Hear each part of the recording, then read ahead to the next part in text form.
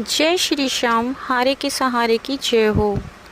दोस्तों, आज मैं आप लोगों के साथ एक ऐसी महिला की कहानी शेयर करने जा रही हूँ जिसे सुनकर आपकी आंखें भर आएगी, आप रो पड़ोगे, आपके रोंगटे खड़े हो जाएंगे कि श्याम बाबा ऐसा भी चमत्कार कर सकते हैं।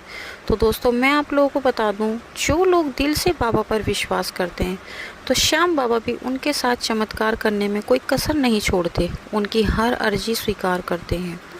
आज ऐसी ही एक महिला की कहानी आप लोगों के साथ शेयर करूंगी जिसे सुनकर आपकी आंखें भर आएंगी।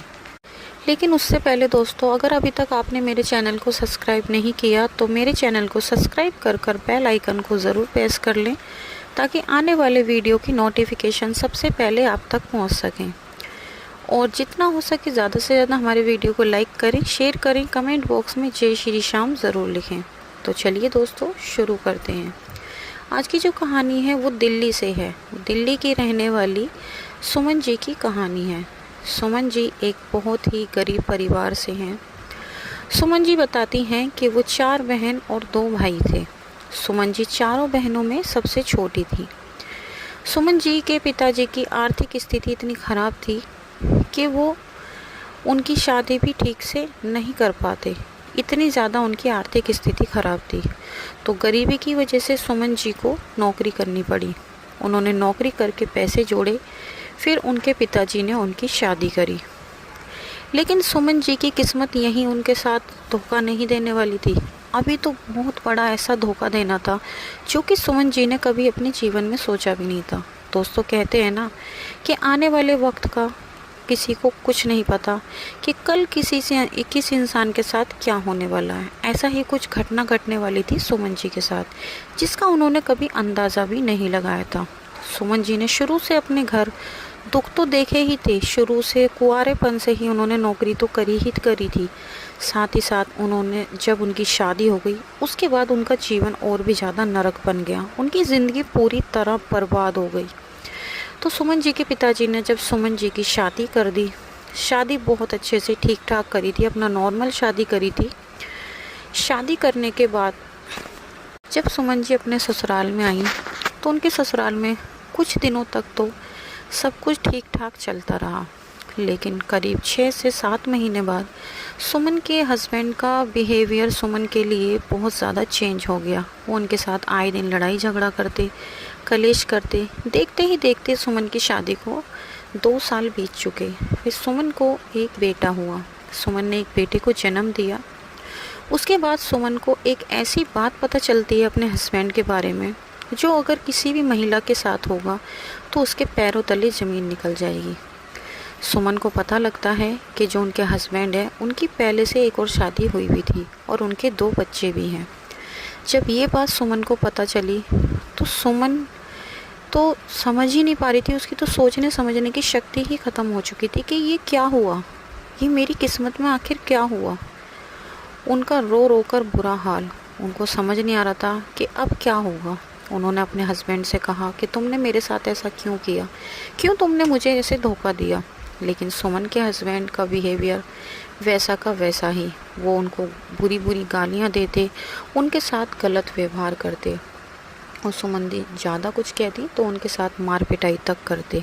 उनके ससुराल वाले भी उन्हें कोई सपोर्ट नहीं करते। अब सुमन जी क्या करती? अगर वो अपने घर जाती, उनके घर वालों की स्थिति पहले से ही इतनी ज़्यादा ख़राब थी कि वो सुमन जी का खर्च भी नहीं उठा सकते थे। लेकिन फिर भी उनके माता पिता कहते कि तुम वापस यहीं आ जाओ, हम जैसे भी रहेंगे ऐसा ही तुम्हें रखेंगे। लेकिन सुमन जी बहुत ही ज़्यादा आदर्शवादी थी। उन्होंने सोच लिया था कि अब मैंने अपने बच्चे को भी जन्म दे दिया, अब मैं अपने बच्चे को लेकर अपने माता पिता पर बोझ नहीं बन सकती, ना ही मैं कोई दूसरी शादी करूँगी। मेरा बेटा है, मैं उसके साथ ही अपना जीवन बिताऊँगी। देखते ही देखते जैसे तैसे उनका जीवन चलता रहा। एक दिन आया कि सुमन जी के हस्बैंड ने सुमन जी को हमेशा के लिए छोड़ दिया और वो उन्हें छोड़कर अपनी पहली वाली पत्नी के पास वापस चले गए। अब सुमन जी को जो थोड़ी बहुत आशा थी वो भी ख़त्म हो गई। सुमन जी ने फिर से काम करना शुरू किया और अपने बेटे को पाल पोस के बड़ा किया। जहाँ पर वो काम किया करती थी वहाँ पर एक लेडीज़ ने सुमन जी को श्याम बाबा के बारे में बताया। उन्होंने कहा कि बहन तुम चिंता मत करो, श्याम बाबा, खाटू श्याम बाबा राजस्थान में इनका मंदिर है, तुम उनसे प्रार्थना करो, सब कुछ अच्छा हो जाएगा, सब कुछ ठीक हो जाएगा। सुमन जी जब काम किया करती थी तो उन्होंने कुछ पैसे जोड़कर अपनी एक कमेटी डाली थी करीब 5 लाख रुपए की। जब उनकी वो कमेटी पूरी हो गई तो कमेटी वाले ने पैसे देने से साफ इनकार कर दिया। उसने कहा कि तुम्हारे कोई पैसे नहीं हैं, क्योंकि सुमन जी के पास कोई सहारा नहीं था, ना उनका पति था, ना उनके पास कोई था जिससे वो कह सकें, जिसका फ़ायदा उठाकर उसने भी, कमेटी वाले ने उनको पैसे देने से साफ इनकार कर दिया। सुमन जी ने जैसे तैसे अपने बेटे को तो पाल पोस के बड़ा कर लिया। आज उनका बेटा 12th क्लास में है, उस टाइम उनका बेटा 10th क्लास में था। ये 2 साल पहले की बात है। तो सुमन जी ने पैसे जोड़े थे, उन्होंने सोचा था पैसे जोड़कर वो अपना एक सिक्योरिटी पे फ्लैट खरीद लेंगी, क्योंकि उनके पास घर भी नहीं था, वो किराए पर रहती थी। लेकिन सुमन जी के साथ बहुत बड़ा यहाँ पर भी धोखा हो गया। अब तो सुमन जी पूरी तरह टूट चुकी थी, अब उनको कोई रास्ता नहीं नज़र आ रहा था।